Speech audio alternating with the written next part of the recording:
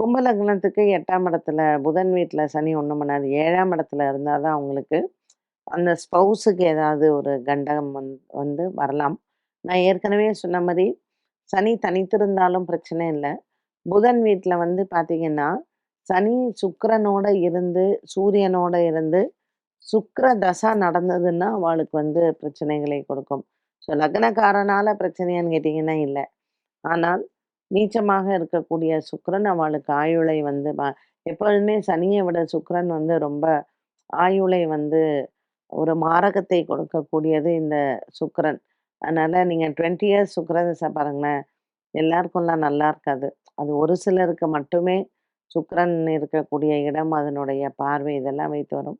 Most of them சுக்கிர தசால உடல் ஆரோக்கியத்தில கஷ்டப்படுவாங்க. இல்ல அவங்களுக்கு ஒரு பெரிய கண்டமாக கூட அது அமையும்.